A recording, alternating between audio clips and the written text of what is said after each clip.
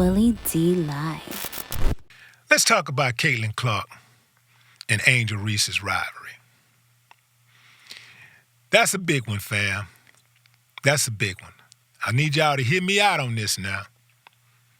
Hear me out. Hear me out. Well, first, let's cover this right here. So, Caitlin Clark and Angel Reese had their last meeting of the season, at least in the regular season.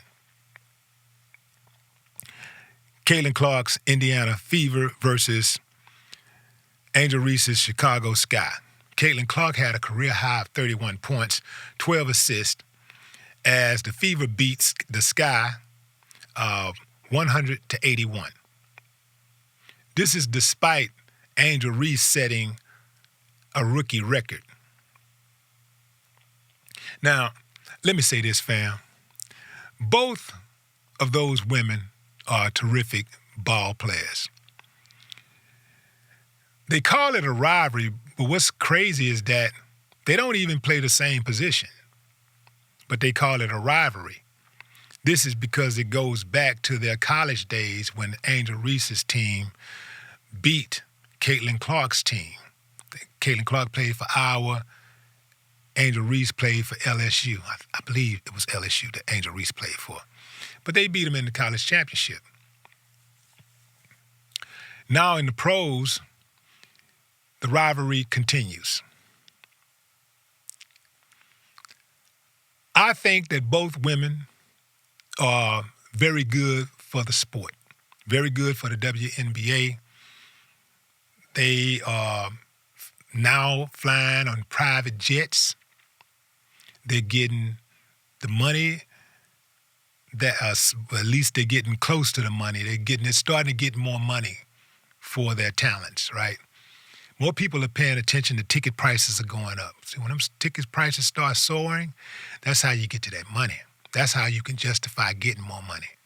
I think the highest ticket price was like $2,000. Before that, last year, I think you could probably damn near sit on the front row for $200 at a WNBA game. That's over, at least for now. So both women are bringing a lot to the sport. A lot of people are saying that Caitlin Clark is getting preferential treatment because she is the new darling of the WNBA. She is, let's call a strike and a ball. She's super, super talented, but she's getting a lot of the action that she's getting because she is white. That is absolutely true. But first and foremost, she's getting the action that she's getting because she's extremely talented. But as always, just like back in the day with boxing, if you can get you a championship fighter, that's great. But if you get you a white hope, it's going to be more money simply because America is a racist country, unlike Kamala Harris was willing to admit.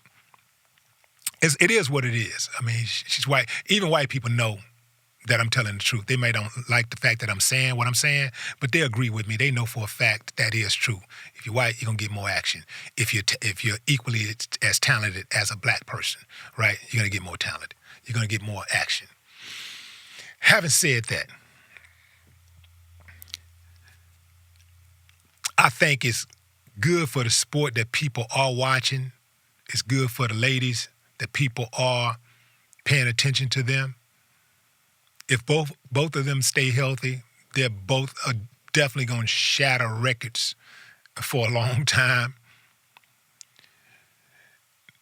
The biggest issue that I see with Caitlin Clark is her fans. Caitlin Clark's fans are her Achilles heel. Her fans are her biggest problem because Caitlin Clark has a very workmanlike mentality when she's playing ball. She don't do a whole lot of complaining. Well, she complain within the rules, like you're supposed to try to act like somebody foul you. You're supposed to act like they tried to kill you, chop you down, You're supposed to do that to try to get the call, right? So I'm not mad at that.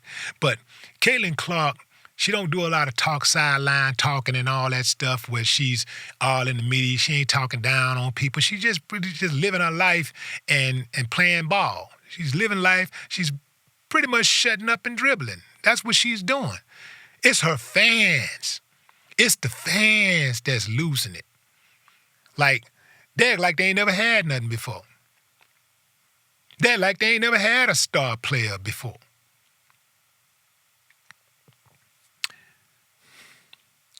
I've seen her fans call. The reason why I'm calling the fans out, because a lot of y'all are racist. I've seen her fans call out Angel Reese and say things like ghetto. Ghetto is code. It's a synonym for black for some people. That's a synonym. They want to say, or the N-word. They want to say the N-word, but they know they can't say that, so they say ghetto. Yeah.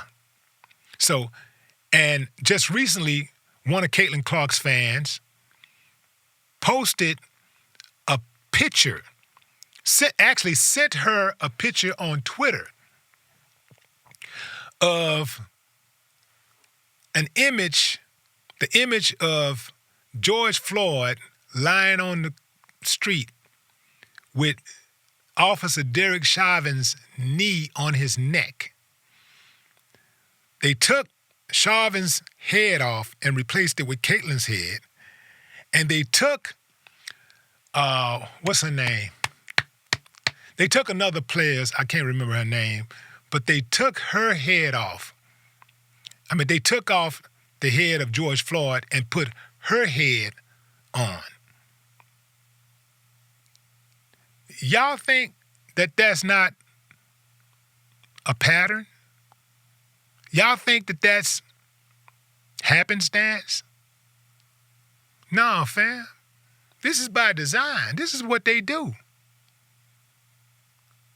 You got people who don't know how to just say, play ball. May the best man win. I get it. Rooting for your guy. You know, that's natural. You know, if you don't really have a dog in the fight and you got the black guy fighting the white guy, if you're black, you want the black guy to win. If you're white, you want the white guy to win. But making it a situation where as you're using racial epithets toward that competitor, where you're making it to be, where you're going outside of just being a fan, you're going outside of just cheering for your guy. That's what the problem is, and that's what a lot of Caitlin Clark's fans are doing.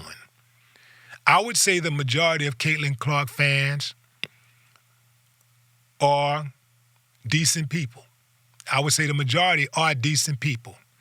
It's those same Caitlin Clark fans who are the extreme Donald Trump fans who are behaving like uncivilized mutts. That's who's doing this. That's who's behaving like that. I love watching competitors. You got some heart? Man, I don't care what your race is.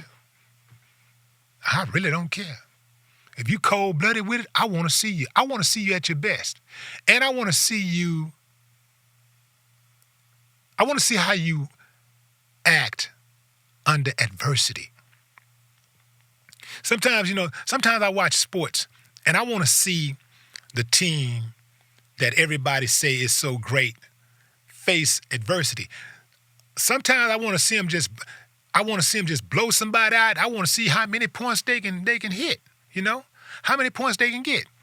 If it's a football game, man, you up by 80 to nothing, I want to see you bust 100. I want to see if you can get to 100. Can you get 100? Get 100. I want to see if you can get 200. 200 to nothing, man. And I don't even want the other team to score. But then at the same time, sometimes in my mind, I'm saying, damn, can this other team score? How good is this team? Yeah, you got them beat right now. You're up, 100-0, but can you stop this last drive that they're on right now? Can you stop them? And I'm saying to the other side, and then on the other side, I'm saying to myself, get them.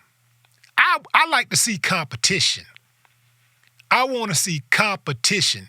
So I think Angel Reese and Caitlin Clark are both good for the WNBA, and I like the fact that both of them are playing in the WNBA because it makes for good competition. I want to see good competition. I'll watch a golf match, tennis, fencing. Hell, I'll watch somebody play pitch pennies, man, if it's competitive enough. You know, ping pong, whatever, man, lacrosse. If it's competitive, especially man, everybody likes a good rivalry, right? So I think Caitlin Clark needs Angel Reese. If Angel Reese was not in the league, if she didn't have Angel Reese to play against, then they wouldn't be able to create that narrative, that rivalry narrative. Every great competitor needs another great competitor to help forge their legacy. And I think Angel Reese and Caitlin Clark have that in each other. But I do believe that the fans need to knock it off. The fans need to just let them do their thing because Caitlin Clark's fans, they are really making people start to hate Caitlin Clark. And Caitlin Clark do not deserve that because Caitlin Clark is a decent person. She's a decent person. And she is a very good ball player. So if the fans don't want to see people going at Caitlin Clark as much as they do, they really shouldn't be going at Angel Reese as much as they do or even going at everybody else.